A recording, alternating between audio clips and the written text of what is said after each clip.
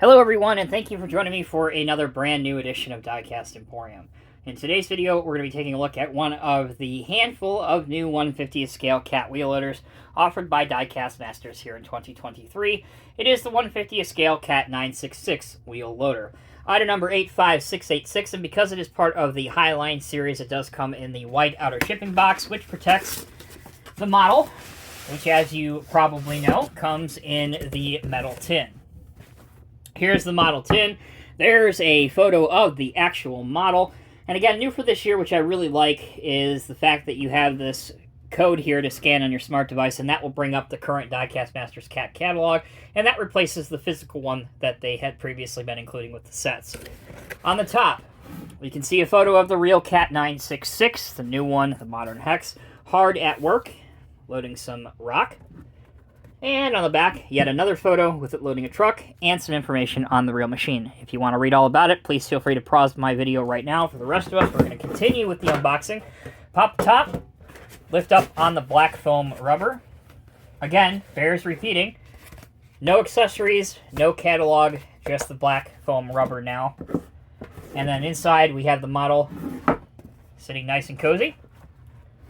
The model is completely assembled. There's nothing that needs to be put on it. And again, no optional work tools or accessories. So once you have it out of the box, you are ready to display it. All right, let's go over some of the details and decals. These new wheel loaders are updated toolings of previous wheel loader models. So this is an update of the previous 966M model.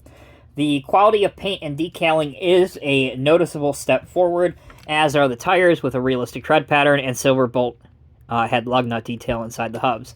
Obviously, as you can tell here, the rear axle does oscillate as it should, while the front one is fixed into position. You have a plastic access ladder here, metal hand and grab protection rails up here, anti-slip texturing outside of the cab door, mirrors with silvered surfaces. Moving towards the back. Unfortunately, this is an inaccuracy. As you can see, this cat logo on the back of the engine cover is the old cat logo and should be the Cat Modern Hex, as you can see here with this logo. You have decals which make up the side venting on the engine cover. The cab, as I've said before. Again, unfortunately with these wheel loaders, the top of the cab does not come off, so the operator figure is permanently seated inside the machine. The only way to remove him is by completely disassembling the machine from the bottom and working your way up. It is a shame that with most other new Diecast Masters models, they didn't tool it so the top of the cab can be lifted off. Maybe that's an improvement that can be made going down the road. Moving towards the business end of the wheel loader, you can see it has a large 8-tooth aggressive rock bucket, a single Z-bar linkage for the loader mechanism, and you can see the cylinders underneath as well. That is the details and decals. When we come back, we'll take a look at the functionality. All right, folks, beginning our functionality test. Obviously, this is a rubber-tired machine, so the machine rolls forward and backward. You can steer it, although to a moderate to shallow angle across the articulated pivot point. Again, it is missing a drive shaft, which should be there.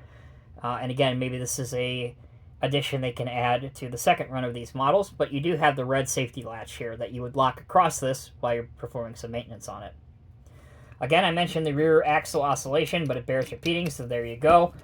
Can't open the cab doors. You can't take the roof of the machine off. Now, to the main functionality of the loader arms. I am proud to tell you that the lift height has vastly been improved from the M version of this model, as is your carry angle at the high point of things anyway. Your dump angle is also much improved, and you should be able to get all of the material out. The lower end of things. The cylinders are just strong enough on the GC version of this model if you wanted to demonstrate it aggressively achieving a cut angle. However, an area that could still use with a bit of improvement is your lower carry angle, as that is as far back as the bucket will go. All right, let's demonstrate this in a couple different display possibilities. First off, it's a loader, so you got to have it loading something. Let's bring out a Diecast Masters Western Star dump truck. I'm happy to report that, again, as I showed you before, the lift height of the loader arms is good enough to get over the side of a dump truck. We'll do that in multiple different angles so you guys can see that. And your dumping angle is also excellent, so you shouldn't have any problem getting over the side of a standard American dump truck, which is, again, very, very good to see. Here's one final view. Alternatively, you can display the loader on a lowboy if you wish to do that. So let's bring out our 150th scale Diecast Masters XL 120 lowboy with a Western Star heavy haul tractor. The way you would haul this is to have the machine facing towards the rear of the trailer, so it looks like it's going in the opposite direction of travel. Again, the biggest downfall with displaying your model this way is the fact that since the operator figure is not removable, it's not a very realistic pose because obviously even your most junior of operators and perhaps the operator you like the least in your company, you would never put him behind the wheel of the machine as it's going down the road. All right, folks. One more thing before we sign off for today's video. Wanted to do a direct comparison in the same video as I did with the GC. So this is the standard 966. This is the 966 GC. As you can see, the buckets are optically very similar, each of which have a rock bucket with 8 teeth on it. However, one of the big differences that you'll notice immediately is the tread pattern. It is much more aggressive on the GC version than it is on this version.